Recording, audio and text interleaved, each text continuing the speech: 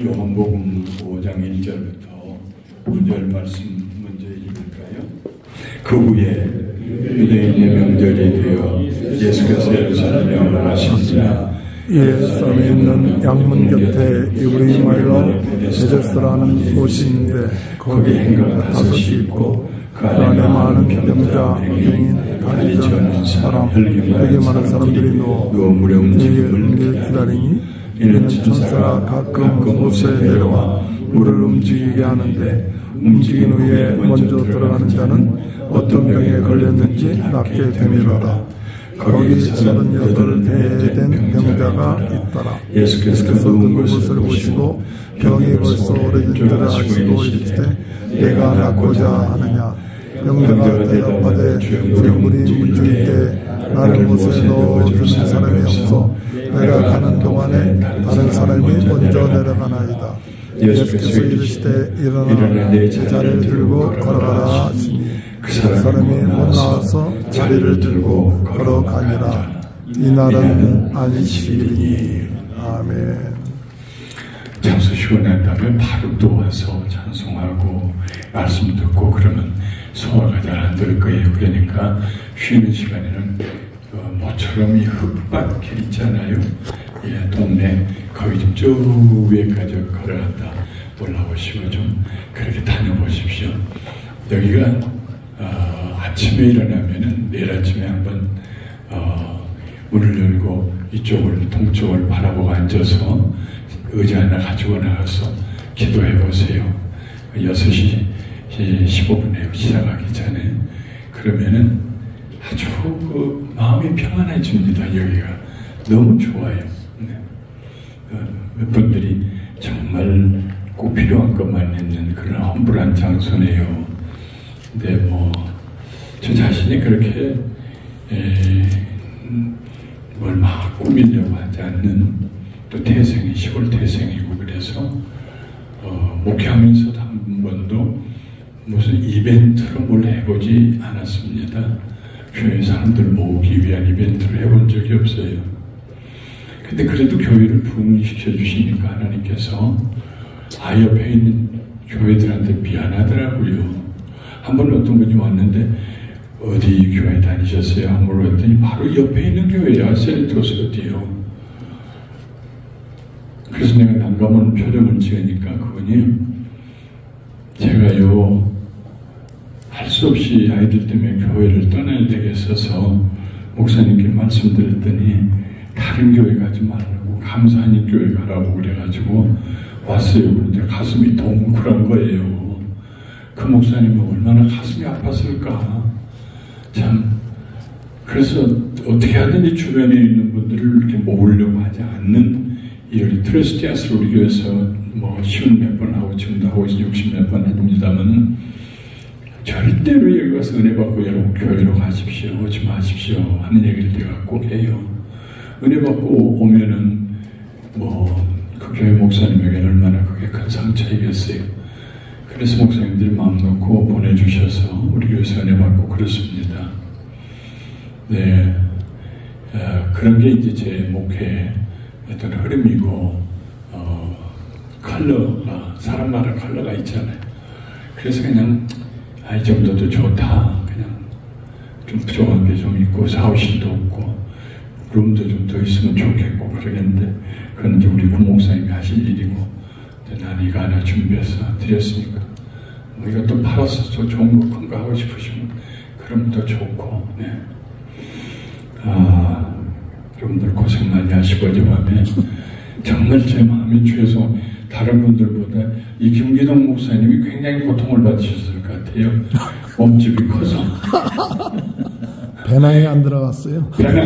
배낭이가 친항이 안 들어가고. 아마 오랫동안 추억에는 남을 거예요. 그런데 보니까 하루도 또 들떴네요. 어려워서 보니까. 오늘 아침에 나눌 말씀의 제목은 영혼 상태 점검하기예요.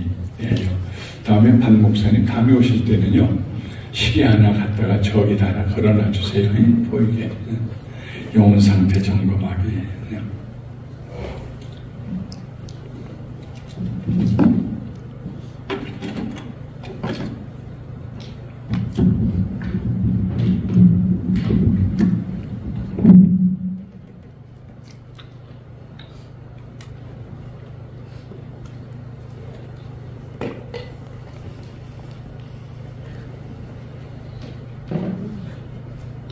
잠언, 우리가 잘 아는 말씀 중에 잠언 27장 23절에 이 말씀이 있어요. 내 양떼의 형편을 부지런히 살피며 내 소떼에게 마음을 두라. 내 양떼의 형편을 부지런히 살피며 내 소떼에게 마음을 두어라. Be sure you know the condition of your flocks. 내 양떼의 상태가 어떤지 알도록 해라. Be sure to know the condition of your flocks. 그리고 give careful attention. 주의를 기울여라. Give careful attention to your herds. 내 소떼에게 아주 그냥 주의를 기울여라. 저 어떻게, 저 괜찮은가? 잘 먹는가? 아이고, 저거 왜 다리를 절지? 그래야 좋은 목자잖아요. 그러니까 목자는 양떼들의 상태를, 영혼 상태를, 건강 상태를, 경제적인 상태를, 자식 때문에 걱정하지 않는 건 늘 그걸 알고 있어야 돼. 가끔 지금도 이제 은퇴하고 이제 6년이 지났고, 그지만 옛날에 한 20년, 25년 전에 그 어떤 성도님들의 그 상태를 제 마음이 각인되어 있는가 봐요. 나도 모르는 사이에 만나면 권사님 요즘 허리는 좀 어때요? 아이고 목사님 그게 30년 전 일인데 지금까지도 그걸 기억하고 물어보세요. 내가 일부러 기억하려고 한 건 아니에요. 아주 자주 그래요. 그리고 일단 얘기하고 나면 뭐 쭉 다 나와. 그분에 대한. 예. 또 신방을 갔다 오면은 눈 감으면 그 집에 들어가서 현관이 어떻게 해서 양탄 소파가 어느 쪽으로 있고 지방 구조가 그냥 블루프린트가 내 머리에 싹 다 들어와요. 내가 그 방면으로 좀 은사가 있나 혼자 생각하다가 내 양떼를 사랑하는 마음을 주셔서 그들의 상태를, 상황을 늘 그 컨디션을 알고 좋은가 나쁜가 그리고 어텐션하고 주의를 기울이고 그런 은혜를 내게 주셨구나. 그래서 제가 하나님께 감사드렸습니다. 플로리다에서 목회하는 우리 교단 제가 있을 때 젊은 목사님이 그런 얘기를 해요. 자기 교회 한 30명밖에 안 되는데 장로님이 한 분 계시는데 너무 봉사를 잘하고 열심히고 제일 먼저 교회 나오시고 겸손하고 잘 섬기고 근데 그분이 돌아가시게 됐어요. 이제 임종 예배를 드리러 가는데 성령님께서 마음에 자꾸 너 가서 구원 받았는가 물어봐라 그 장로한테 자꾸 그 마음을 주시는 거예요. 그래서 아이고 하나님 그분이 예수 믿은 지가 얼만데 그렇게 교회에서 잘 섬기는데 그걸 뭘 물어봐요. 천국 이제 가시는 거 기쁨으로 잘 가시도록 준비하면 되죠. 아니야 물어봐라 구원 받았는지. 아주 괴로울 정도로 성령님께서 마음에 그러시더래요. 그래서 가서 찬송 부르고 예배를 인도하면서 말씀 읽고 물어봤대요. 장로님 천국 가실 준비 되셨죠? 그랬더니 예. 거 봐요 하나님 됐다고 하잖아요. 아니야 좀 물어봐라. 뭐 때문에 그렇게 자신감이 넘치는지. 그래서 장로님 뭐 때문에 그 천국에 들어가시죠? 예. 목사님 오시기 전에 다른 목사님들이 있을 때는 내가 너무 싫어서 교회 일 안 했어요. 목사님들 미워서. 근데 목사님이 오신다면 내가 목사님이 너무 좋아서 내가 교회에서 열심히 봉사했잖아요. 그러니까 하나님께서 내 섬김을 보시고 천국 들어가게 하시겠죠. 깜짝 놀란 거예요. 이분이 구원의 확신이 없구나. 교회 열심히 봉사하니까 천국 간다고 생각하고 너무 화들짝 놀래가지고 장로님 눈 뜨세요. 그거 아니에요. 우리가 구원받은 것은 봉사 잘해서가 아니에요. 헌금 많이 해서가 아니에요. 장로님 예수님 믿고 예수님 보혈의 피로 예수님이 내 죄를 사하시고 십자가에 죽으셨기 때문에, 그래서 우리가 죄 사함 받고 예수님이 약속하신 집에 가는 거예요. 그냥 붙들고 정신 놓지 마시라고 막 초신자에게 하듯이 막 복음을 전했어요. 그래서 장을 흘리며 눈물을 흘리면서 이제야 제가 알았습니다.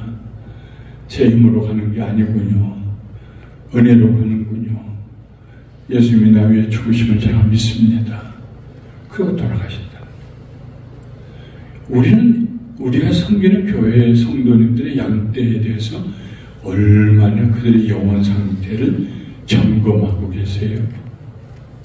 예수님은 우리에게 오셔서 Do you know the condition of your church members?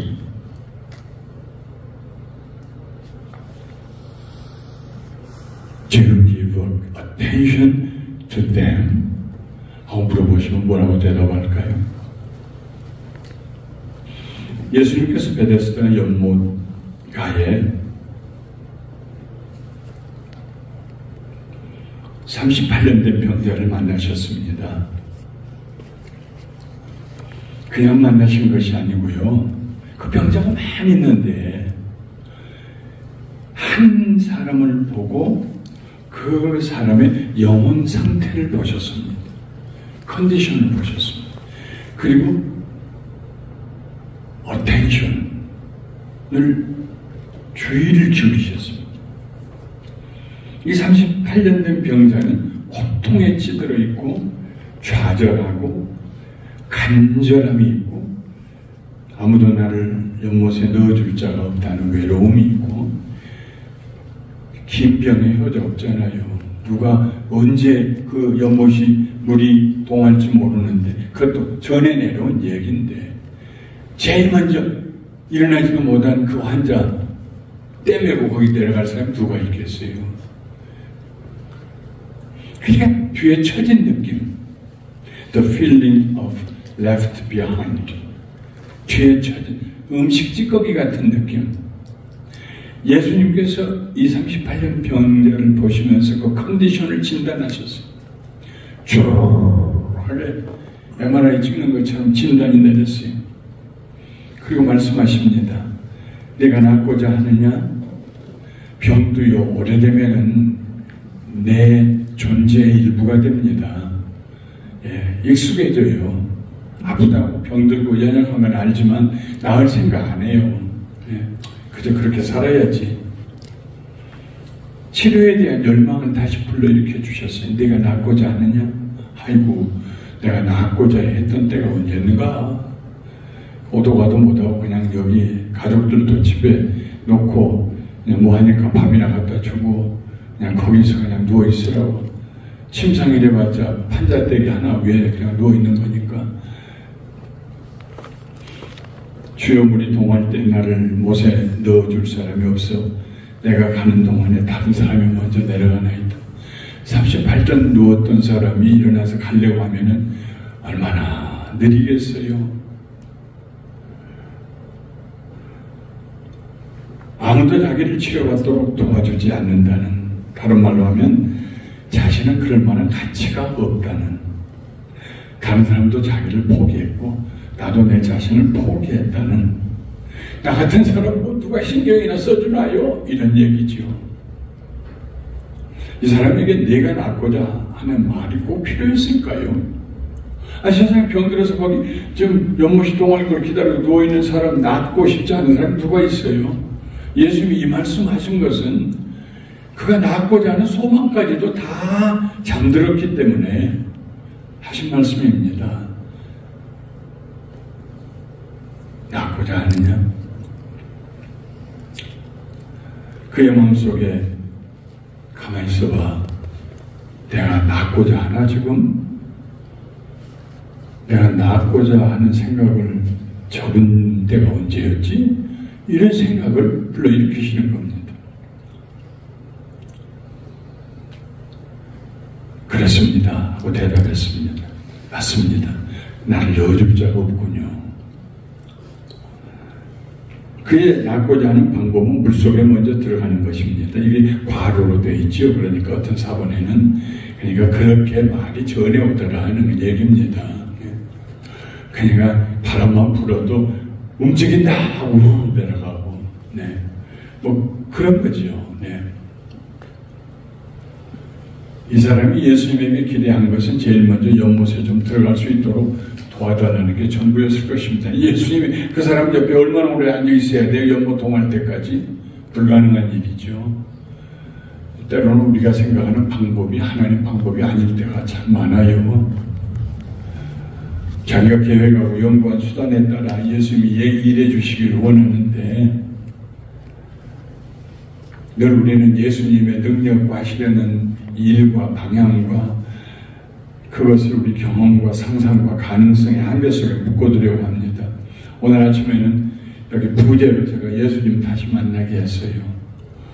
우리는 예수님이 하신 일을 설교로 막 얘기를 합니다. 많이. 예? 막 설교를 통해서. 그런데 막상 그 일을 하셨던 예수님 곁에 서서 그 예수님을 만나고 그 음성을 듣고 물어보고 질문하고 이 작업은 안 해요. 죄종들이 제일 먼저 해야 될 작업은 예수님 만나는 거예요. 그리고 나서 얘기가 나올 거예요. 그냥 객관적으로 제3자로 들은 풍월로 성경에 있는 거 하나 읽어가지고 그냥 거기 능력이 안 나와요. 왜요? 거기 예수님이 동행하지 않으시니까요. 어느 순간이든지 신방을 하거나 설교를 하거나 상담을 하거나 늘 우리는 주님 저와 함께 여기 계세요. 저를 사용해 주세요. 어떻게 말하기를 원하세요? 예수님은 외로운 자의 친구가 되십니다. 보통 사람이라면 딱하다고 생각하고 그냥 지나갔을 것이지만 예수님은 그 사람의 기대를 넘어서서 말씀하십니다. 일어나 내 자리를 들고 걸어가라. 여러분 이 장면을요 한 시간만 아무것도 하지 마시고 한 시간만 이 장면 속으로 들어가 보십시오. 베데스다 그 연못의 가에 그 상황에 예수님이 그 일을 하시는 그 자리에 이 상황을 한번 묵상하면서 이 상황 가운데로 여러분 자신을 밀어넣어 보세요. 예. 옆에 서 있듯이 예수님 옆에 그 38년 된 병자가 내 삼촌이라고 생각하고 한번 거기 그 상황으로 밀어넣으면서 하나님 말씀을 묵상하는 것은요 너무 신비해요. 거기서부터 우리의 영혼이 소생하기 시작해요. 할 말이 있기 시작해요. 그냥 일어나 내 자리를 들고 걸어가나 이렇게 그냥 설교할 얘기도요 그 상황 가운데서 한 시간 동안 묵상하고 난 목사님 설교 일어나 내 자리 들고 걸어가라. 와 그렇게 말씀하셨는데요 예수님이요. 와 난 너무 놀랐어요. 자리 옆에 있는 것처럼 성도님들 그 드라마 속으로 끌고 들어가는 거예요. 그냥 우린 너무 하나님 말씀을 생명이 없는 말씀으로 흰 종이에 인쇄된 검정 글자로만 그렇게 생각해. 뭐 설교할 자료 없나 아이고 이거 지난번에도 했는데 그 순간 하나님의 은혜가 임했습니다. 은혜의 말씀 외에는 이 사람을 일어나게 할 길이 없어요. 천지와 만물을 창조하신 말씀, 창조적인 말씀, 그 말씀이 선포될 때 잠든 영혼이 깨어나고 38년 동안 누워있던 그 사람의 머슬이 인대가 신경이 살아난 거예요. 그냥. 예수 그리스도는 어제나 오늘이나 동일하시다 그랬습니다. 그 말씀에 나오는 능력도 여전합니다. 그러니까 그 사람이 즉시로 일어나서 나와서 자리를 들고 걸어갔다. 판자 하나 들고 걸어갔어. 얼마 후에 병자를 다시 만나시고 예수님이 다짐하십니다. 보라 내가 나았으니 더 심한 것이 생기지 않게 다시는 죄를 범하지 말라.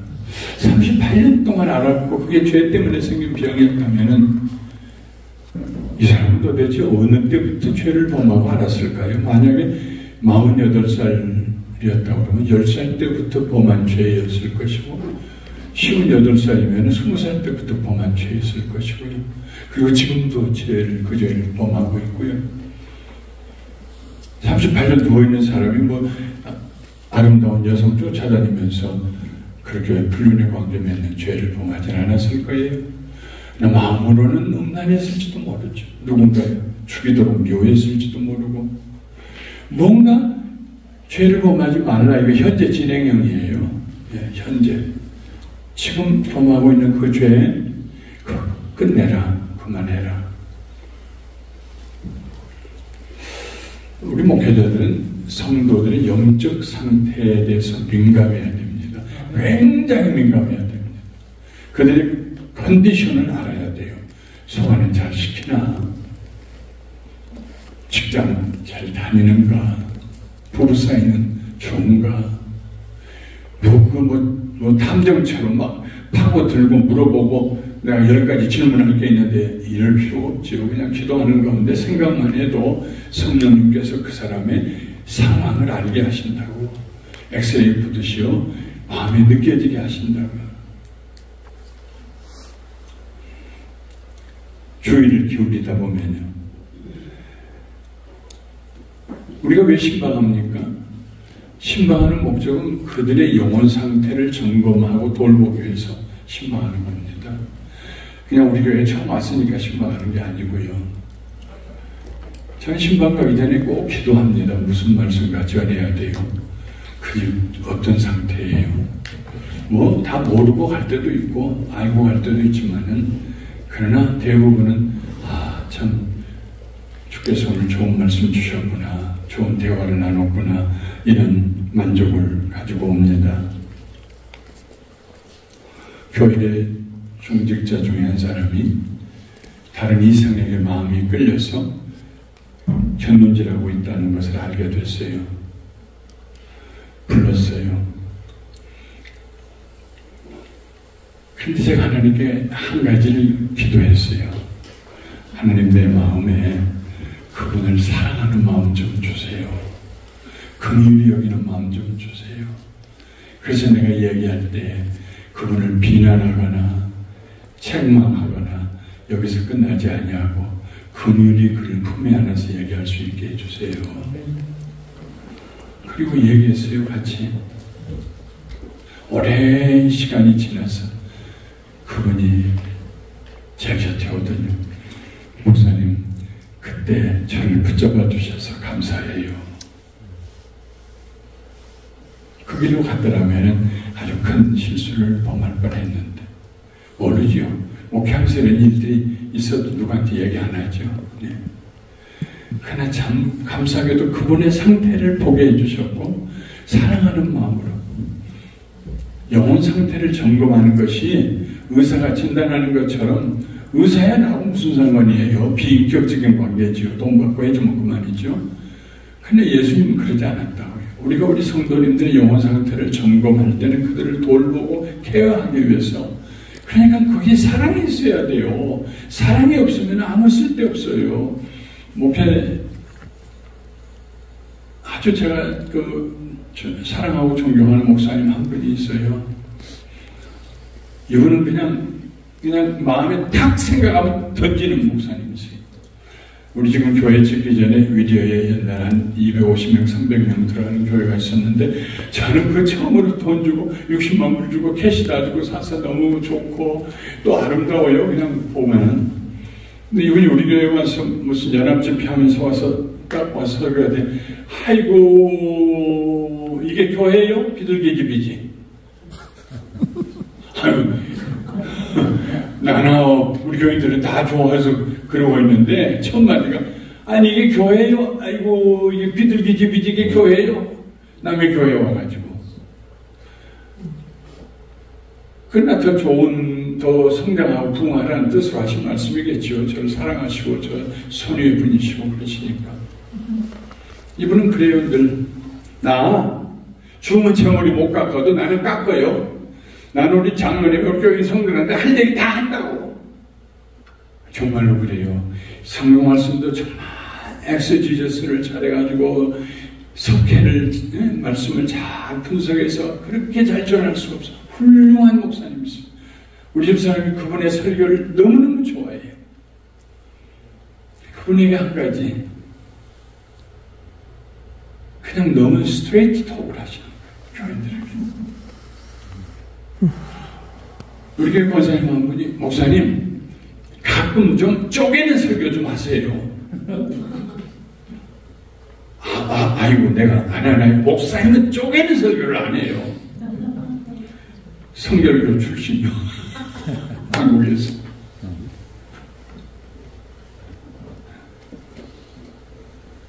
앞으로 내가 쪼개는 설교를 할게요. 안 해요. 왜요? 내가 쪼개는 설교하면 제일 먼저 도망갈 분이 그분이니까. 마음으로 좀 카타르시스는 될지 몰라요. 네. 어떤 부흥사 목사님들은 막 욕을 하잖아요.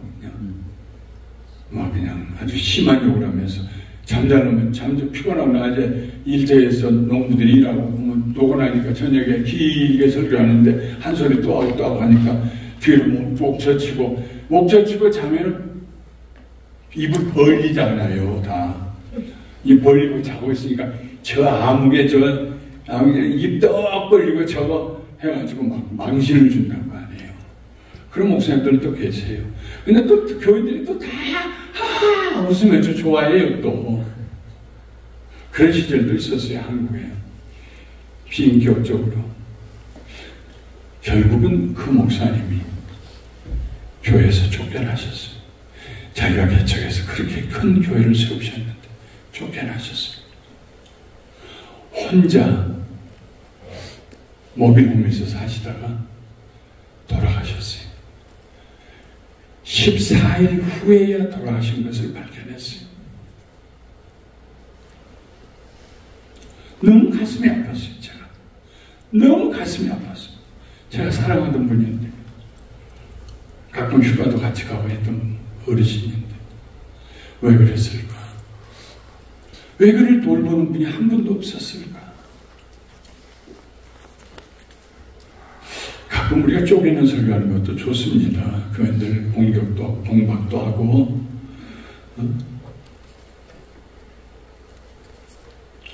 그런데 예수님은요, 바리새인들을 향해서는 엄청나게 날카로운 말씀을 하셨지만 제자들을 향해서는 한 번도 날카로운 말씀을 하신 적이 없어요. 성경 다시 읽어보세요. 와서 쉬어라. 와서 먹자. 그 연약함을 다 아시기 때문에 예수님께서요, 아예 말 안 듣고 거부하는 바리새인들 향해서는 회칠한 무덤이라고 그러고 막 강하게 나무라셨지만 저는 그렇습니다. 목회를 하고 말씀 전할 때에요, 막 교인들을 공박하고 공격하는 설교를 할 만한 자신이 있으면 하셔도 돼요. 그냥 엄밀히 말해서 그 교인하고 나하고 다른 게 뭐가 있습니까? 헌금을 해도 그분들이 더 많이 하고, 수고를 해도 그분들이 더 많이 하고, 주님 사랑한다고 기도해도 그분들이 더 많이 하고, 내가 흘리는 눈물보다 그분들이 흘리는 눈물이 더 많지. 내가 그분들보다 더 above, 더 그분들 위에 있어가지고 내가 그러면 안 돼, 그래야 돼. 내가 무슨 자격이 있어요? 나는 아니요. 난 그럴 자격이 없어요. 그러나 그럴 자격이 있으면 그렇게 하셔도 될 거예요.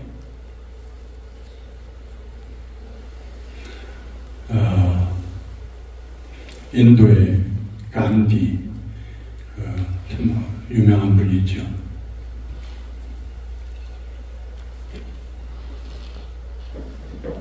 이분에게 어떤 어머니가 애 손을 하나 왔어요.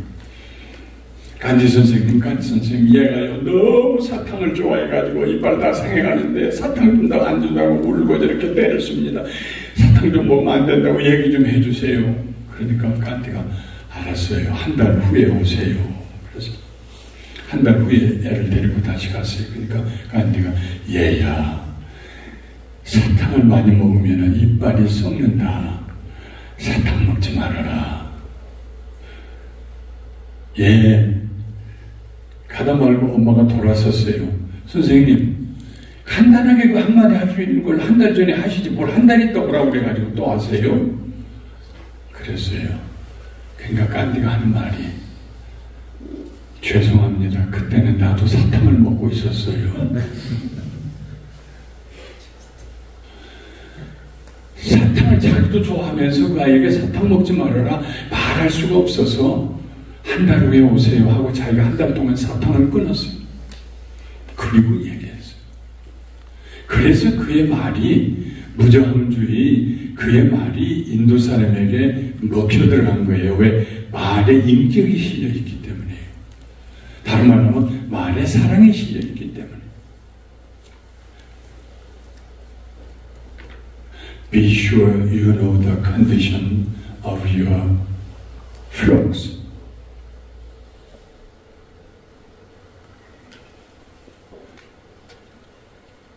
사랑으로.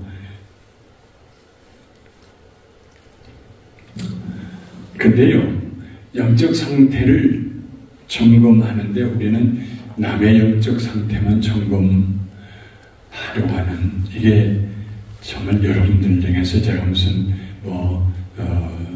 비난하는 얘기는 절대 아닙니다. 저를 향해서 제가 하는 얘기니까요. 우리 목회자들의 가장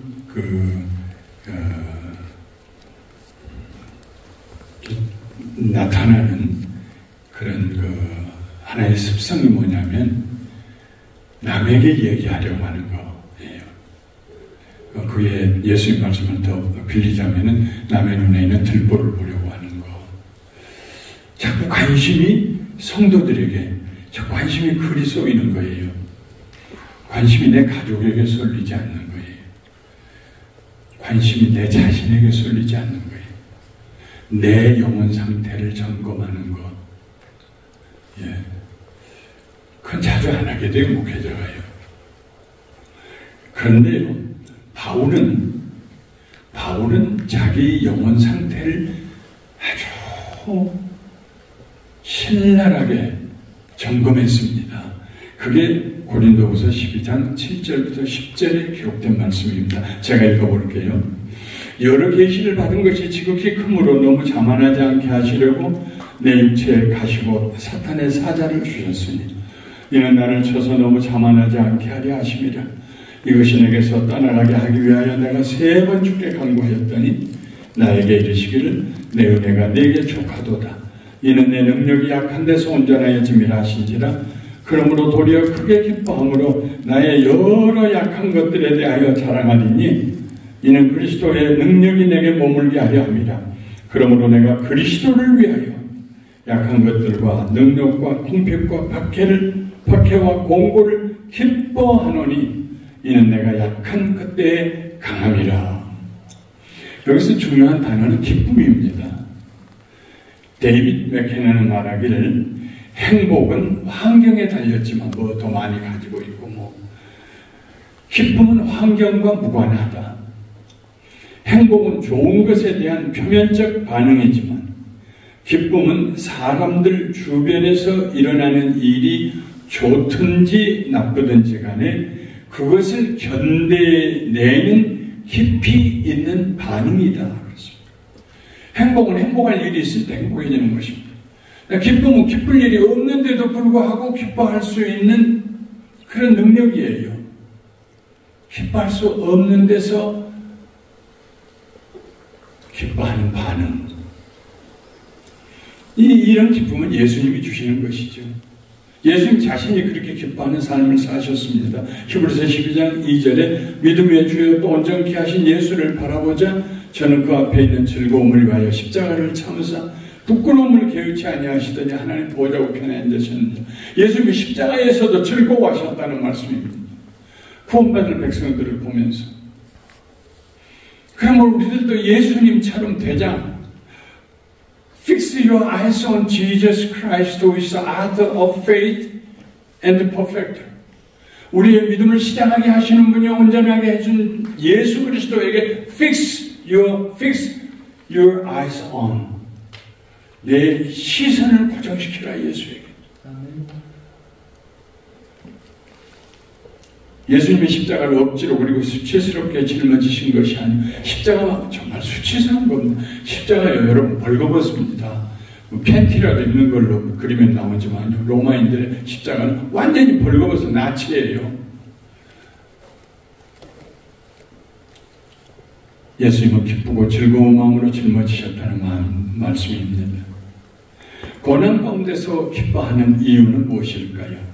아직 문제는 그 자리에 남아있는데도 기뻐할 수 있는 그 대반전은 어디에서 올까요? 블레인 알렌이라고 하는 B-L-A-I-N-E-A-L-L-E-N 기회 있으시면 한번 어디에도 가시면은요 아마존이나 이런 데 가도 이 책 지금도 사실 수 있어요. 읽었던 책도 팔아요. 미국 사람들도요. 옛날에 한 학기 끝나면은 교육 가서 쓰던 거 파는 것처럼 미국 사람들도 자기들 다 읽고 지금 밑줄 많이 그어진 책은 싸요. $20, $30짜리도 4달러면 사요. 그거 가면은요, 아마존에 들어가면은요. 이 책이 지금도 있고, 새 책도 있고, 페이퍼백인데요. 아마 읽던 책이면 한 2불 50센트 정도 나올지 몰라요. 영어로 읽으실 수 있으면 꼭 한번 읽어보세요. 대신 한국어로 된 건 절판이 됐어요. 한번 나오고 없어져. 그대로 출판 안 해요. 왜요? 미국도 재판을 안 해요. 그 책은. 우연히 복음사 들렸다가 제가 그 책을 하나 제목 재밌네 하고 내가 꺼냈어요. 제목이 뭐냐? 그만두고 싶은 목회, 그만둘 수 없는 목사. 영어 제목은 Before You Quit 라는 책이에요. Before You Quit. 한 200여 페이지 되는 페이퍼백이에요. 제가 보기에 왜 이렇게 목회 힘들지 하는 분이라면 반드시 읽으셔야 되는 필독서예요. 반드시 읽으셔야 돼요. 그런데 왜 이 책이 한국에서 한 번 나오고 안 나왔을까? 내가 생각하면 막 10판, 20판은 인쇄를 해야 될 것 같은데 제목 때문에. 만약에 그 책에 10명에서 2년 사이에 1000명이 될 수 있는 비결 뭐 이런 거 제목을 붙였다 그러면 막 불티나게 팔렸을 거예요. 성공 위주잖아요, 한국 교회가. 그런데 기껏 제목이 그만두고 싶은 목회, 그만둘 수 없는 목사. 아이고, 이거 읽으나 마나 이런 건 안 읽는 게 편하다. 안 읽는 거예요, 사람들. 미국 제목도 말이죠. 미국도 이게 successful한 문화가 미국의 문화잖아요. 영주의, 성공, 뭐 이게 미국 문화잖아요, 전부. 그런데 그 겨우 제목 붙이는 것이 그만두기 전에, 목사 그만두기 전에 이러니 그 책 읽어보고 싶은 마음이 어디가 들겠어요? 꼭 영어를 한번 읽어봐요. 찾아서 Before You Quit. 특별히 목회에 좌절하신 분들 읽어보세요. 14가지의 토픽을 두고 이거 문제 해결하면 그만두세요. 이거 문제 해결하면 그만두세요. 이런 식의 글이에요. 근데 그 14가지가 그거 하나씩 넘어가면 다 성공할 수밖에 없는 얘기들이에요. 다. 이야, 아주 유머도 많이 잘 쓰고, 예. 거기 나오는 유머의 한 2가지 얘기해 드릴게요. 이런 얘기예요. 딸이 어머니 아프시다 그래서 어머니 병문 안와서 시집간 딸이요. 엄마, 내가 뭐가 어디 있는지 몰라서 부엌사님을 내 살림이 하니까 모르겠네. 근데 여기 티 내가 끓여가지고 와서 티 이거 잡숴. 그러니까 야, 그 티가 하려면 티를 받치는 채가 있어야 할 터인데 이게 물을 부어야 티를 쳐야 되는데 그 채는 어디서 찾았니? 그러니까 그거 파리채 있더라고. 그래서 거기다가 티 놓고 그냥 물 부었어 하는 얘기. 파리 잡는 파리채를 티 걸러내는 그걸로 삼아서 해가지고 왔으니까 엄마 잡수라는 얘기. 뭐 얘기하다 그런 유머가 나와요. 또 하나 유머는 자기 애들이 셋인데 5살짜리 가족 예배를 드리면서 어떤 말씀을 읽으면 너는 이걸 어떻게 생각하냐, 너는 어떻게 생각하냐고 이렇게 물어보는데 무슨 얘기를 그날 아침에 읽었냐면은 유두고가 3층 다락 난간에 앉아 있는데 바울의 얘기가 너무 오래 계속된 이제 가면 잡혀가잖아요. 바울이 그러니까는 그냥 하고 싶은 얘기를 해서 밤중 늦도록까지 설교를 했어 바울이. 그래서 그 유두고가 떨어졌잖아요. 떨어져서 사람들 죽었다 그러는데 바울이 가서 아직 숨이 있다 기도해서 살려내는 그걸 읽었어요. 그리고 이제 큰아이도 나는 여기서 이런 깨달았습니다. 나 이걸 깨달았는데 5살짜리가 너는 뭘 깨달았니? 그러니까 아주 천연스럽게 그 아이가 말해요. Close the window before go to bed. 침대에 가기 전에 창문부터 닫아야 돼요. 난 그걸 읽고 배꼽을 주고 웃었는데 그건 안 웃네. 창문 열어놓고 창턱에 그걸 던졌다 3층에 떨어졌으니까 잠자고 싶으면 잠자러 가기 전에는 창문부터 닫으라 이거예요. 이야, 진리는 어린아이 눈에 보여요. 그것을 깨닫는 사람, 그 성경 읽으면서 2000년 동안 누가 그걸 깨달았는지 없을 게 아무도. 5살 먹은 아이의 눈에 보인 거예요. 그 왜 졸리면은 창문 닫고 가서 침대에 자지 왜 창문 열어놓고 거기 앉아서 떨어졌냔 말이에요. 예. Close your window before go to bed. 아주 그냥 아버지도 웃고 온 식구가 그냥 배꼽을 잡고 웃었어. 저도 그 책 읽으면서 웃었어요. 근데 그분이 쓴 14가지 중에서 오늘부터 제가 지금부터 한 가지를 얘기해 드리려고 해요. 이런 말이 나옵니다. 아무리 기도하고 금식하고 경건의 훈련을 많이 해도 해결되지 않는 문제가 있다. 그 문제거리들은 하나님의 축복으로 그 자리에 있는 것이다. 그 문제 빼려고 하지 말아라. 하나님 축복으로 거기 있는 것이다. 워치만 위트네스 그 제자인 위트네스 리는 조금 곁길로 나갔습니다만 워치만 리는 굉장히 영성이 풍부한 사람이었어요. 그분이 쓴 책이 참 좋은 책들이 많이 썼죠. 그 책에 이런 얘기 하나 나와요. 오래전에 읽었던 내용입니다. 배가 꿈을 꿨어요. 양자강에 노를 저어서 올라가는데 갑자기 양자강 가운데 바위가 하나가 그냥 큰 바위가 있어가지고 양자강 거슬러 올라갈 수가 없는 거예요. 배를 저어서. 그래서 꿈에 하나님 저 바위 좀 뽑아주세요 하고 기도를 했어요. 자기가요. 그러니까 하나님께서 하늘에서 소리가 들렸어요. 워치만 니야, 내가 저 바위를 뽑아서 없애주랴 아니면 물을 불게 해서 그 바위 위로 물이 넘치게 해주랴. 뒤늦게 깨달았어요. 꿈에. 참, 꿈에도 그렇게 자기 하고 싶은 얘기하는 사람들은 복 있는 사람인 것 같아요. 하나님, 물이 많이 흘러서 저 바위가 물속에 잠기게 해주세요. 그래서 물이 그냥 흘러서 바위는 물속에도 잠기고 그 위로 배를 놓아져 올라갔다. 그런 꿈을 꿨다는 거예요. 때로는 우리가 그 바위 빼고 싶을 때 있잖아요. 저 사람만 없으면 목회할 만한데 저 왜 자꾸 나오는지 몰라. 아이고. 이런 사람이 있을 수 있잖아요.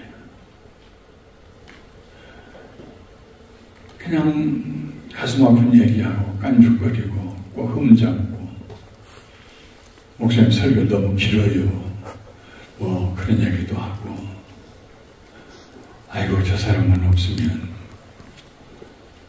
그런데요 그 사람 없어지는 것보다 더 좋은 해결 방법은 하나님의 은혜의 강물이 흘러내려서 그 사람도 돕고 내 속에도 은혜가 충만하면 그 사람이 더 이상 문제 안 되는 거. 그 얘기하려고 이 챕터에 플레인 알렌 목사가 얘기합니다. 왜 하나님께서 바울에게 가시를 허락하셨을까? 2가지 대답을 바울이 얻게 됩니다. 하나는 자기의 자만, 교만은 멀리하게 하기 위해서. 왜요?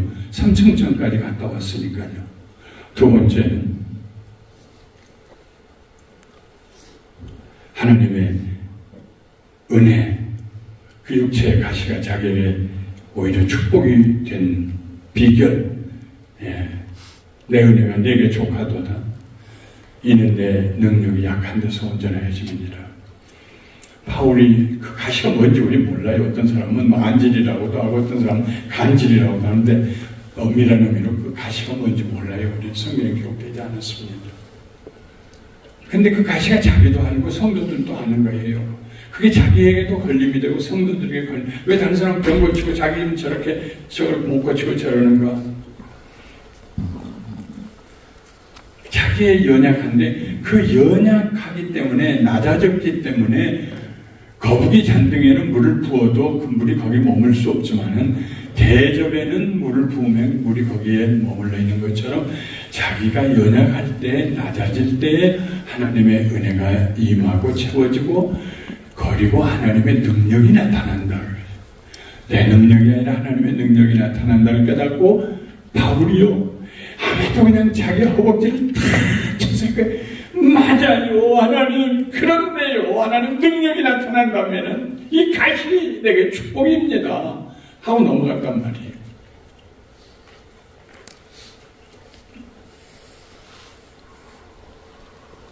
나로 하여금 자만하지 않도록 그리고 더 큰 은혜가 내게 임하여 하나님의 능력이 온전하게 나타나도록 그 가시 때문에 기도하다가 깨달은 거예요. 가시 있으면 기도해야 돼요. 정도 중에 누가 내게 가시가 되고 내 가슴에 얹히게 만드는 분이 있으면요. 기도해야 돼요. 그분 이름 부르면서.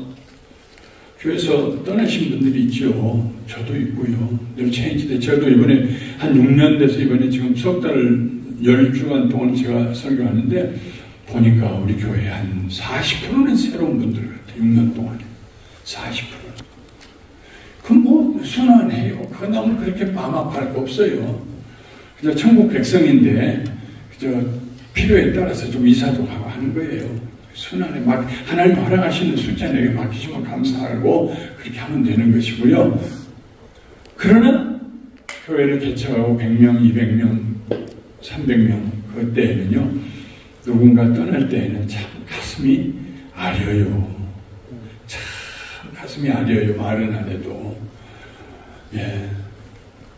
그냥 말 안 하고 안 나오는 사람도 그런 대로 괜찮은데 와서 목사님 교회를 옮기려고 합니다. 기도해 주세요. 이분은 또 속을 뒤집어놔요.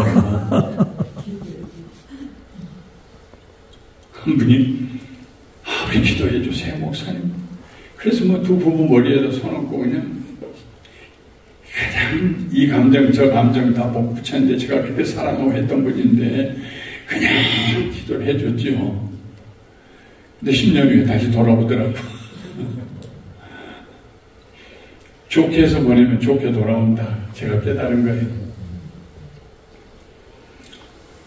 그래도 마음에 상처가 되죠. 어떻게 이 상처를 푸느냐? 저는 그 상처를 푸는 방식이 있어요. 저 나름대로. 그분에 대하여서 섭섭한 감정이 사라질 때까지 새벽마다 제가 기도하는 중에 그분의 이름을 꼭 불러가며 기도합니다. 하나님 아무개 집사님, 지금 요즘은 제가 잘 모르지만 사업 잘 되게 해주시고 건강하게 해주시고 그 집 아이들 이름 다 불러가면서 아무개 공부 잘하게 해주시고 평균 6개월 기도하면은 그 마음에 아린 마음이 사라지더라고요. 6개월. 좀 빨리 더 사라지기도 하고 좀 더 오래 가기도 하지만 평균 6개월. 그냥 축복하고 기도해요. 그건 사랑하고 축복하고 사랑하고 그 마음에 아무것도 남지가 않아요. 편안하게 돼요. 기도하면서 두 가지 진리 나로 자만하지 않도록 나로 하나님의 은혜를 받아 더 능력이 내게 나타나도록 이 두 가지를 깨닫고 나니까 바울의 마음에 기쁨이 솟아올랐어요. 기쁨이라는 말은 성경의 말은 무엇을 좋게 생각하다 아주 흡족해 하다 이런 뜻입니다. 기쁨은 고통에 대한 바울의 태도였습니다. 고통을 대하는 바울의 태도는 기쁨이었습니다. 고통스러운 일이 나오면 바울의 마음에서 솟아오르는 것은 기쁨이었어. 그러니 그 고통이 바울을 고통스럽게 못하는 거잖아요. 주님 주신 기쁨이 내 속에서 올라오는데, 양자가 물이 불어에서 그 바위를 넘쳐 흐르는데요. 그래서 오히려 기쁨 가운데 그의 연약함을 자랑할 수 있게 되었습니다. 그의 연약함을 자랑할수록 그는 더 겸손하게 되고, 그가 낮아질수록 더 놀라운 은혜와 능력이 나타나고, 이건 뭐 완전히 선순환이지요. 사람은 악순환을 따라 살아가는 경우가 있어요. 미워하고 좌절하고 자책하고, 이거 악순환, vicious circle이에요. 점점 나빠지는 거예요. 구덩이로 빠지는 거예요. 그러나 감사하고 기뻐하고 찬송하고, 이건 선순환이에요. 그래서 점점 올라가는 거예요. 하나의 애티튜드예요, 목회자가. 나는 어떤 애티튜드를 가질 것인가? 이런 상황에서도 가시와 같은 일이 있음에도 불구하고 나는 어떤 애티튜드, 주님 저 좀 바꿔주세요. 제 애티튜드 좀 바꿔. 여러분, 제가 얘기해서 들으신 분은 기억나실지 모르겠습니다.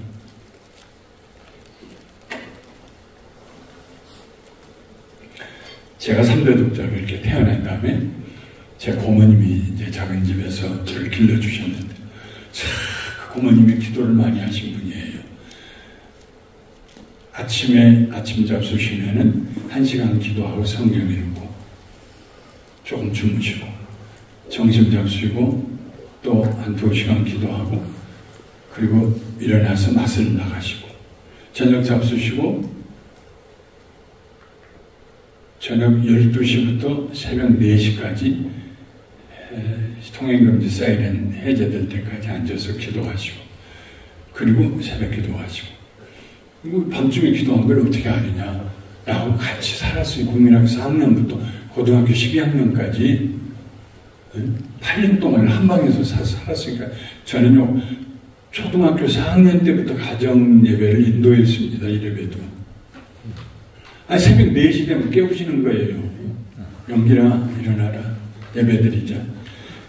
그저 선 머슴처럼 돌아다니면서 시골에서 놀다가 잠이 들었는데 새벽 4시에 일어나십니까? 그게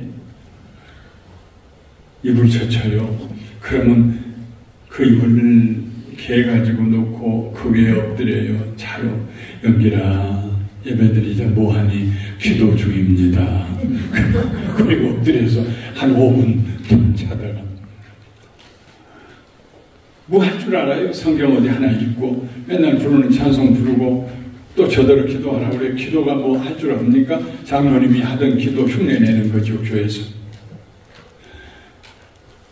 주님, 이 죄인을 주의 사랑의 채찍으로 쳐주시옵소서. 어느 장로님이 그 기도하는 걸 내가 들었던가 봐. 아침에 주의 사랑의 채찍으로 이 죄인을 하니까 한 번에 예배가 갔는데, 영이라 기도는 그렇게 하는 거 아니다. 하나님 밤낮 때리시는 하나님 아니다. 그래서 그렇게 제가 8년을 한 방에서 같이 잤기 때문에 어느 때는요 갑자기 저놈 잡아라 계속 막 놀래가지고 누가 왔어요 일어나면은요 문 밖에까지 사탄이 왔다는 거예요. 저놈 잡으라고. 아주 그 영적인 깊이에 들어가신 분이시고, 한 번은 그냥 뒤로 잡수고 넘어지셨어요, 방 안에서. 그리고 40일 동안을 화장실도 안 가시고 먹지도 않고 정신없이 40일 동안을 완전히 의식을 잃고 누워 계셨어요. 40일 그냥 자동 금식기도 하셨죠. 그리고 40일 만에 벌떡 일어나셨어요. 예수님이 자기에게 흰 돌을 주셨대. 거기 글이 있더래. 무슨 글이 있어요? 넌 알 거 없다 그러시더라고요. 참 그렇게 평생을 44살에 아편, 담배 끊어버리고 전도사 생활도 한 7년 하셨고 하신 분인데, 제 아내하고 저하고 서울에서 내려가면 그래요. 너 아침에 집 떠날 때부터 내가 알고 있었다 그러신다. 다른 사람은 안 믿겠지만 저는 트러스트예요. 정말 좀 그런 분이에요. 근데 그분이 그렇게 기도 많이 하루에 7시간씩 기도하시면 저의 눈에는 선지자예요. 근데 그분이 저를 앉혀놓고 감사하다. 잘생겼다. 코도 그만하면 잘생겼고, 귀도 잘생겼고, 눈도 잘생기고. 그런데 이마가 좁은 것이 흠이다. 남자가 이마가 좁으면 마음이 좁은 법인데, 그리고 혼자 혀를 자시는 거예요. 그러니까 어렸을 때부터 그 얘기를 계속 들었으니까 그분의 말씀이 예언이잖아요, 저한테는. 아, 나는 마음이 좁은 사람으로 태어났구나. 그래서 고등학교 다닐 때는 면도로 밀어보기도 하고 쪽집게로 뽑아보기도 했는데 조금 있으면 다시 다 똑같아지더라고요. 목회를 하는데 제일 먼저 걸리는 것이 마음이 좁은 거예요. 걸린 거예요. 가시가 목에 걸리듯이 저 사람 것 걸리고 저 사람 말도 걸리고 얼굴 표정도 걸리고 왜 그런 소리 했지 하고 못 살겠는 거예요. 막 가슴에 걸리는데 그때 하나님께 제가 기도했어요. 정말 새벽마다 나면서 문자 그대로 양복 입고 앉아 주님, 부모님이 어렸을 때부터 나는 이마가 좁아서 마음이 좁은 가운데 정말 그런 것 같네요. 주님, 나 변화시킬 수 있으세요? 내 마음을 넓혀주세요. 내 마음을 넓혀주세요. 아마 한 3, 4년 기도한 것 같아요. 정말로 새벽마다 내 마음을 넓혀주세요. 어느 순간 보니까 내가 이마가 넓어졌더라고. 이마는 그대로인데 내가 보기에 넓은 이마 같이 보여요. 마음도 넓어졌어요. 이제 누구든지 걸리는 사람 없어요. 그랬겠지. 먹은 게 소화가 안 됐거나 보면 집에 오면서 부부하고 싸웠겠지. 그냥 이유야 여러 가지 있으니까 그랬겠지. 마음이 넓어져. 목회하는데 얼마나 행복하고 편하고 기쁜지 몰라요. 무슨 가시가 있거든, 여러분. 그거 품에 안고 괴로워하지 마시고요. 기도하세요. 그럼 하나님 반드시 대답해 주세요. 바울에게 주신 대답은 너 자만하지 않도록 하기 위해서 네가 약할 때 내 능력이 나타나니까 이 두 가지 대답이었어요. 그래서 바울의 태도가 바꿔졌어요. 알렌 목사님은 그러므로 내가 그리스도를 위하여 약한 것들과 능력과 궁핍과 박해와 공고를 기뻐하노니 이게 자기 영혼 상태를 점검한 거잖아요. 영혼 상태. 바울이 자기 영혼 상태를 점검한 내용이에요. 내 영혼은 약하고 능력을 받고 궁핍을 경험하고 박해와 공고 이런 것들이 자기 영혼에 지금 있는 거예요. 그것을 내가 기뻐한다. 예수님 말씀 듣고 난 다음에 이는 내가 약한 그때의 강함이다. 내가 약한 그때의 강함이다라는 말을 알렌 목사님은 뭐라고 표현했냐면요. 괜찮지 않을 때 괜찮다고 하기. Okay when it is not okay. 괜찮지 않을 때 괜찮다고 하기. 이게 바울의 애저투드가 됐어요. 그 가시가 아직 그대로 있는데도 괜찮아요. 할 수 있는 거예요. Okay when it is not okay. 그리스도 때문에 자기가 겸손할 때 그리스도가 높임을 받으시고 자기가 연약할 때 그리스도의 능력이 자기를 통해 나타나. 와, 그러면 됐네요, 주님. 그런 마음이에요. 이 바울의 말 중에요. 그러므로 내가 그리스도를 위하여 약한 것들과 이 얘기 중에서 중요한 단어가 그리스도를 위하여라는 말입니다.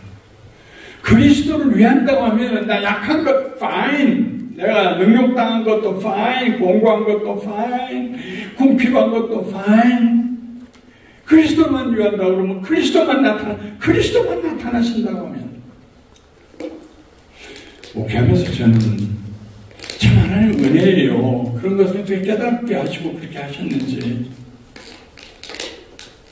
겸손하게 하시고 그리스도를 위하여 60이 넘으니까 교회를 이제 대물림 해줘야 되잖아요. 제가 35에 시작했는데 70까지 하기로 했는데 앞으로 10년 후면은 이제 후임자 세워야 되는데 어떻게 세워야 할지 걱정되더라고.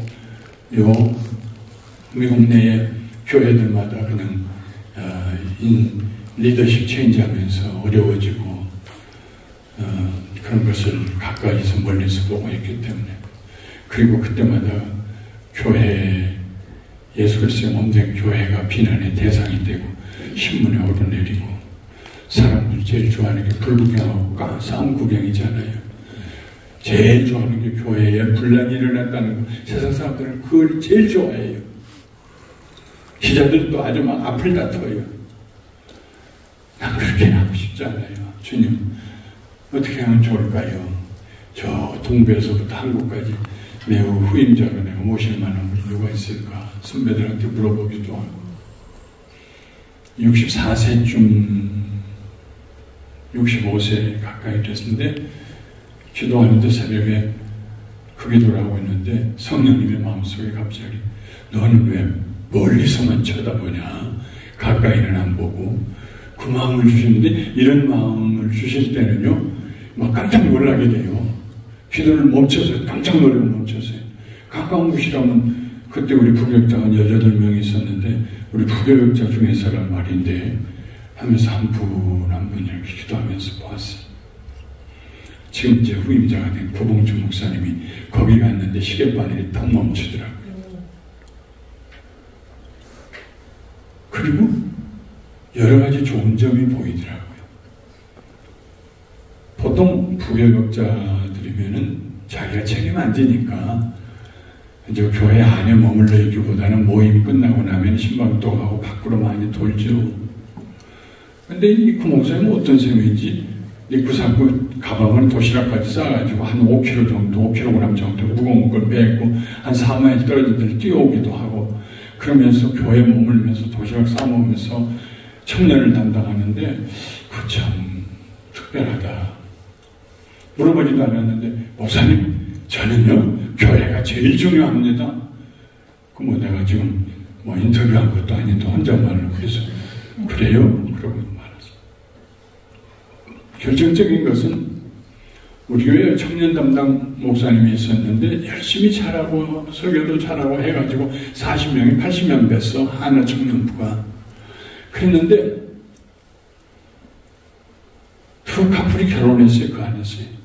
그래서 내가 목사님, 그 아이들 결혼하면 청년에 있기가 어렵다. 어른으로 보내라. 예, 목사님. 6개월이 지났는데도 안 보내서 왜 하는데요? 그랬더니 가라고 그러는데 안 가네요.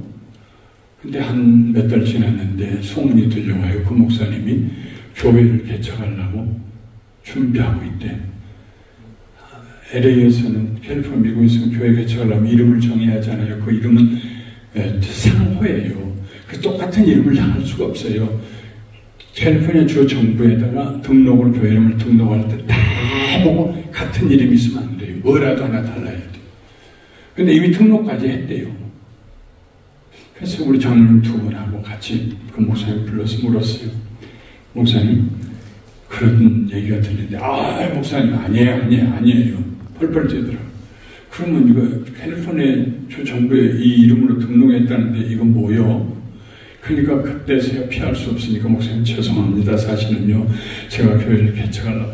이 사람아, 말 나한테 하면은 개척 내가 시켜주지. 코로나에도 감사하니 교회 개척했고, 북터빈에도 내가 개척하고, 또 지금 개척할 교회 찾고 있고 하는데, 말만 했으면 내가 교회 개척시켜주지. 왜 나한테 얘기 안 하고. 그래서 어쨌든 간에 50명 때 보냈어요. 청년들. 제가 가서 장님님한테 설교도 해주고, 결국 그 교회는 없어지고 그 목사님 한국으로 가셨어요. 마음이 아프죠. 그리고 30명이 남았어요. 청년들이. 이 청년들이 마음에 상처를 받았어요. 아주 마음에 있는 대로 상처를 받았어. 아주 쌈딱으로 변했어. 내가 가도요 막 원망하고 싶어서 나한테 그냥 대들고 싶은 그 얼굴들이 30명이 앉아가지고, 너희들이 원하는 사람 내가 담임 목사님으로 세워줄게. 신문에 광고 낼게. 오면 너희들이 투표해라. 그래가지고 두 분이 와서 투표해서 그 중에 한 분이 우리 구봉주 목사님이 되셨어요. 구봉주 목사님이 청년들에게 담당하고 잘하는데 부흥을 시켜가지고 30명이 50명 되고 50명이 80명 되고 부흥을 하는데, 아이고, YDC라고 우리 청년부가 이름이 YDC인데, 그런데 그 청년부를 아주 연예부를 만들어놔서 가지고 원하는 사람은 데이트해도 좋다, 나한테 허락하고, 데이트하다가 짝이 아니다고 생각하면 공개적으로 헤어지고 내가 와서 다시 상담하고 두 번째 짝 만나라. 두 번째 짝 만나서 데이트하다가 내 짝이 아니라고 생각하거든 공개적으로 헤어지고 세 번째 짝 나하고 상담한 다음에 세 번째 짝 찾아라. 다만 3아웃 체인지다. 3 스트라이크 아웃이다. 세 번째도 안 되면 감사하는 교회에서는 짝 찾을 생각하지 말아라. 내가 물어봤어요. 세 번째까지 가서 안 된 사람이 있어? 그랬더니 세 번째까지 올라간 커플이 한 커플이 있었고요. 대부분은 첫 번째, 두 번째에서 다 짝이 돼가지고 결혼했어요. 몇 커플을 결혼시키냐면 20 커플을 결혼시켰어요. 보통 교회에서 연애하다가요 깨지면 둘 중에 하나는 떠나야 돼요. 근데 얼마나 뻔뻔하게 만들어놨는지 하나도 떠나지 않아. 저기 둘이 사귀는데 아이고 이제 아니래. 다른 사람 찾고 있대. 두 번째 하고 나서도요 떠나지를 않아요. 주 안에서 나는 기도하면서 짝 찾는 거니까 이렇게 돼가지고 20 커플이 결혼했는데 결혼한 사람들을 다 어른으로 또 보내놨어요.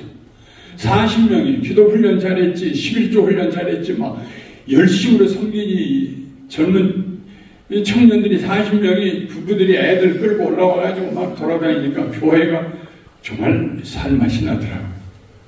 그리고 청년은 계속 150명 출석, 하나 청년부가. 하나 청년부 150명이면 재적은 200명이지 250명이에요. 애들 잘 결석하니까. 그렇게 잘 했어요. 그래서 제가 65세 지나면서 제 아내한테 그랬어요. 여보, 내가 기도하다가 저 구봉주 목사님 하나님께서 내 마음에 자꾸 보라고 그러시는데 당신하고 나하고 아무한테도 얘기하지 말고 기도하면서 보십시다. 4년을 봤어. 아무한테도 얘기 안 하고 본인한테도 물론 아무한테도 얘기 안 하고 4년을 봤어. 그리고 4년 동안 마음에 하나님 확신을 주셨어. 감사하는 교회를 책임지고 나갈 만한 본인 자신이 예수님을 확실히 만났고 맷집도 세고 어려운 일이 있으면 그만둔다고 도망가지 않을 것 같고 여러 가지로. 그래서 내가 69세가 됐을 때 우리 장로님들한테 모여가지고 무슨 연구인지 모르는 임시당에 모여가지고 주중에 그 얘기를 하면서 여러분 앞으로 1년 후면 내가 약속한 것처럼 70이면 내 70 생일하고 나 그만두지요. 내가 이제까지 기도한 분이 한 분 있어. 여러분은 어떻게 생각하는지 알고 싶소. 저 구봉주 목사님인데 우리 장로님이 그때 19명인데요. 3분의 1은 구봉주 목사님 누군지 개인적으로 몰라요. 청년부만 담당하고 있으니까. 아마 절반 이상은 모를 거예요. 근데 내가 4년 동안 하나님의 응답받고 4년을 지켜봤어. 그리고 내 마음에는 확신이 왔습니다. 이제 여러분에게도 성령님이 어떤 마음을 주시는 걸 내가 알고 싶습니다. 종이를 나눠주면서 OX만 하십시오. 좋습니다. 뭐 공표 치고 아니요 목사님 한두 사람 더 좀 보고 해요 하면 가입표 치십시오. 무기명으로 누가 한 줄 모르니까 기도하고 그리고 해서 모았어요. 하나씩 하나씩 동그라미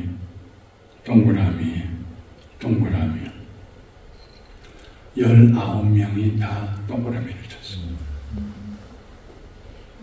김기동 목사님이 한국교회에서 있을 수 없는 일이에요. 단번에 19명이 만장일치로 동그라미를 쳤어요. 그래서 교회에 공동회에 통과하고 1년 동안 동사해서 6개월은 내가 주로 하고 6개월 그 목사님 맡기고 나는 외유하고 그런 식으로 해서 넘겨서 6년이 됐어요. 평안하고 교회는 더 부흥하고요. 재정도 더 넉넉해지고요. 목사님 떠나면 나 떠날 거예요 했던 권사님들도 지금은 목사님 고마워요. 거봐 내가 3년만 기다려보라고 하지 않았어. 다 좋아하고요. 제 마음속에 하나 있었던 것은 그리스도를 위하여. 어떤 분들이 목사님 교회 그렇게 그냥 열심히 하다가 그냥 넘겨주고 허전하지 않으세요? 아니요, 하나도 허전하지 않아요. 왜 허전해요? 내 것이어야 허전하지. 저를 길러주던 작은 어머님이 가졌던 농사, 그 논밭집 다 팔아가지고 등촌동에다가 아파트 하나 샀는데, 24평형 아파트 하나 샀는데, 그거 다 파니까, 처음 우리 교회에서 살 때 파니까는요, 1989년에 3만 달러 되더라고요. 야, 지금은 그게 얼마나 비싸겠어. 등촌동에 24평 아파트 하나면은 요즘, 예, 우리 뱅킴 목사님 얼마나 할 것 같아요? 20억은 할 거 아니겠어요? 근데 그때는 그게 부동산에 오르지 않을 때예요. 3만 불이에요.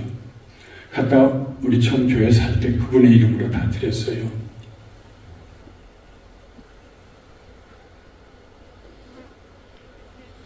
내 교회가 어디 있어요? 예수님 교회이지. 예수님 분명히 말씀하시기를 이 반석 위에 내가 내 교회를 세우리니. 우리 교회 아닙니다. 그 교회가 크든 적든 내 돈 들여서 그 건물을 샀든 안 샀든 내 교회 아닙니다. 내 설교 듣는다만 얼마 모여서 있다고 내 양떼들 천만의 말씀이 오늘 이번에 마지막 내일 오후 2시에 설교 말씀이요. 내 양떼 아니요. 예수님 양떼죠. 그러므로 내가 그리스도를 위하여 약한 것들과 능력과 궁핍과 박해와 공고를 기뻐하노니 이는 내가 약한 그때의 강함이라.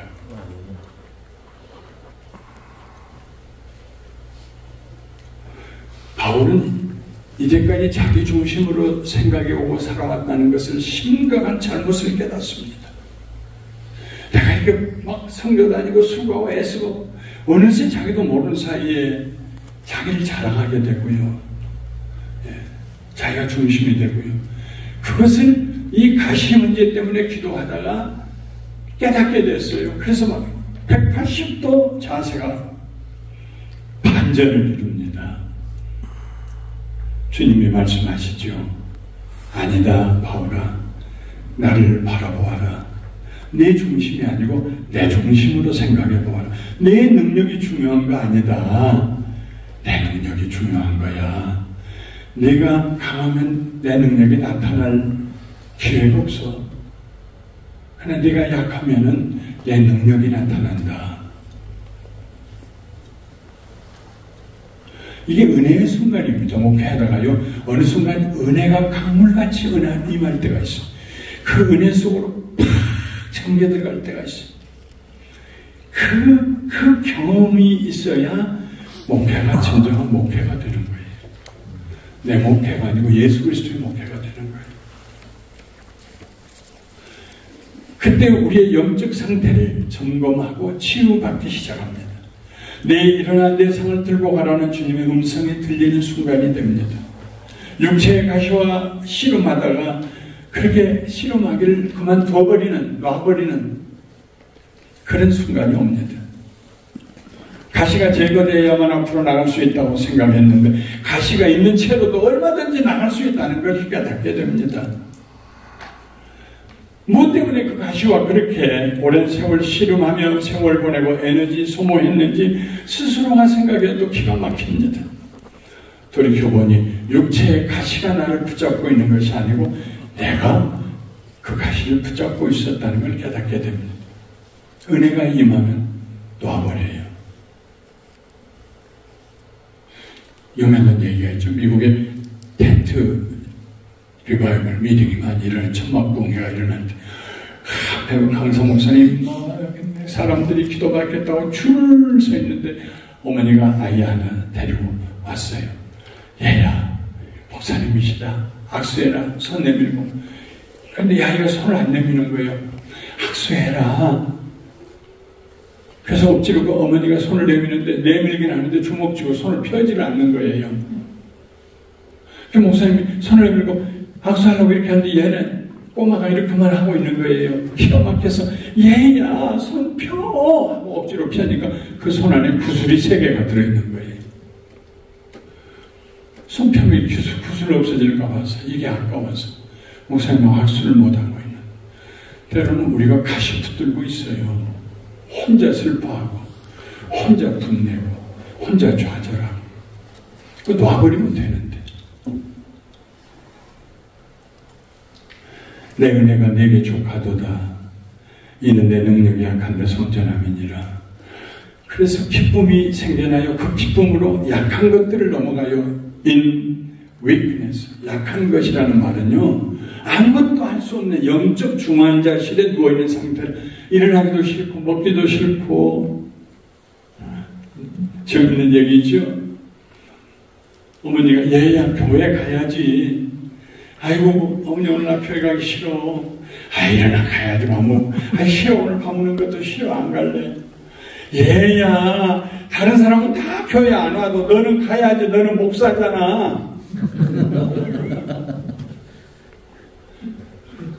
정말 아무것도 하고 싶을 때가 쉽지 않을 때가 있어요. 손 놔버리고 손가락도 갖다 하고 싶지 않고 만나고도 싶지 않고. 이게 약할 때라는 말의 뜻입니다. 헬라어로.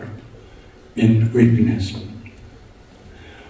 온몸에 각종 의료기구들이 연결되어 있어 호흡도 스스로 할 수 없습니다. 기계의 도움을 받아야 합니다. 모든 도움이 끊어지고 정신도 희미해지고 희망이 사라진 상태. 그렇게 바닥을 친 자신의 연약함 가운데 있었던 바울이 자족하기 시작하고 기뻐하기 시작하고 일어나 춤을 추기 시작합니다. 뭐 때문에요? 예수 그리스도의 은혜 때문에. 내 은혜가 너에게 족하다는 그 말씀 때문에. 바울은 능력도 기쁨으로 넘어갑니다. insult. 능력이에요. 능력이라는 말의 뜻은 상처입니다. 목회하면 상처 많이 받잖아요. 상처 받은 대로 하고 싶은 소리 팍 하고 싸웠으면 좋겠는데 그러면 교회 누가 남겠어요? 목사님은 하고 싶은 말 못해요. 꿀떡 상치고 가야지요. 육체의 상처보다 더 우리를 아프게 하는 것이 마음의 상처에 내가 얼마나 위해서 기도해 줬는데 얼마나 사랑했는데. 육체의 상처는 치료되지만 마음의 상처는 자주 되살아납니다. 살다 보면 우리를 격려하고 칭찬하고 붙들어주려는 사람들보다 우리를 의기소침하게 만들려는 사람들이 더 많아요. 그러나 하나님의 은혜가 우리에게 족할 때 우리를 비인격적으로 깔아뭉개게 되는 사람들 사이를 헤치고 당당하게 웃으면서 걸어나올 수가 있습니다. 실제로 바울은 궁핍도 기쁨으로 넘어갔어요. In hardship. 궁핍. 단순히 생활비가 부족한 것보다 더 심각한 상태입니다. 꼭 필요한 것이 결여된 상태입니다. 건강의 궁핍, 지혜의 궁핍, 능력의 궁핍, 도움의 궁핍. 여러 가지 궁핍을 우리는 경험합니다. 산을 옮길 만한 사명이 우리에게 맡겨졌는데 그것을 옮길 만한 도구가 아무것도 없습니다. 사람들은 내가 무능하다고 비난합니다. 왜 저쪽 교회는 부흥하는데 목사님 부흥한대요. 우리 목회자들이 제일 듣는데 거부가 얘기가 뭡니까? 자기 교인 중에 중직자가 아이고 목사님 저쪽 교회는 요즘요 아이고 막 몰려간다네요 사람이. 이 말 듣고 나면은요 석 달은 밥맛이 나라는 거.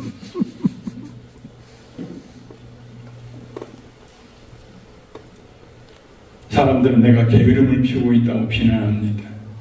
그러나 하나님의 은혜가 우리에게 임하면 우리는 아무것도 할 수 없는 상황에서도 아무 도구도 없는 상황에서도 넉넉히 우리에게 맡겨진 일을 해낼 수 있습니다. 그 태산에 돌 하나를 옮기면서도 하나님 시작이 절반입니다 하면서 찬송할 수 있습니다. 바울은 핍박, in persecution 가운데서도 기쁨으로 넘어갔습니다. 루스라에서 복음 전하다 앉아서 살던 사람이 이렇게 세워졌는데 결국은 돌에 맞아 죽을 뻔하지 않습니까? 우리 마음에 기쁨이 있으면은 어려운 일을 당할 때 유연하게 아주 유연하게 지나갈 수 있습니다. 마지막으로 곤란도 기쁨으로 넘어갔습니다. In difficulty. 골라는 문자리고는 아주 좁은 그런 협소한 곳을 말하면 하여튼 이걸 빠져나갈 수가 없이 그냥 꽉 막혀가지고 큰 바위 틈에 꽉 막혀가지고 아무리 숨을 배로 내쉬어도 이게 줄어들지 않아서 그냥 꽉 막혀서 살갗은 그냥 찢어지고 이런 상태. 이게 곤란입니다. 바울은 고린도 교회 때문에 그런 곤란을 체험했습니다. 1년 반 동안 그렇게 복음을 전했는데 떠나고 난 다음에 바울 말은 그런 잘 쓰는데 마련으로 바울은 아볼로 보니까는 진짜 말을 설교 잘하는 분 오셨구만 해가지고 그 교회가 4분 됐다고 했을 때 그때 바울은 숨을 쉴 수가 없었어요. 그러나 하나님의 은혜로 그들을 다시 설득시키고 권면해서 교회를 회복시키고 그 길을 지나가게 됩니다. 문제에서 벗어나는 중요한 비결은 자족입니다. 자족, 만족, 컨텐트먼트입니다. 만족하면 돼요. 뭐 음식이 많으면 어떻고 적으면 어떻으면 내가 배부르면 되는 거죠. 만족은 뭘까요? 오늘에서 약한 것들과 능력과 궁핍과 핍박과 곤란을 뺀 그것이 만족이 아닙니다. 만족은 오늘에다가 우리가 바라던 복과 번영과 사람들의 인정을 받는 것을 더하는 것이 아닙니다. 하나님이 주신 만족은요, 하나님의 은혜로 인해서 오늘에서 아무것도 뺄 것이 없고 오늘에 아무것도 더할 필요가 없는 그 상황이 만족입니다. 그 만족에서 기쁨이 올라오는 거예요. 그 기쁨을 가진 목회자가 있을 때 그 교회는 일어나기 시작하는 거예요. 천막의 가운데 기둥을 높은 걸 세우면 천막이 높아지는 것처럼 모든 것이 목사님에게 달려있는 거예요. 목회자의 애티튜드에게 달려있는 거예요. 아무도 어떤 장로님도 어떤 훌륭한 장로님도 어떤 안수입사 어떤 권사님도 목사님을 세울 수는 없습니다. 목사님은 그리스도와의 만남 가운데 스스로 일어나야 돼요. 하나님의 은혜가 족할 때 우리는 눈물이 젖은 상태에서도 만족합니다. 상처를 받으면서도 만족합니다. 가진 것이 없음에도 만족하고 무엇이 되어가는지 확신이 없는 답답한 상태에서도 만족하며 기뻐하며 앞으로 전진해 갑니다. 우리 기도하기 위해서 몇 가지 생각할 말씀을 드리겠습니다. 우리 교인들의 영적 상태를 점검하는 거 정말 좋습니다.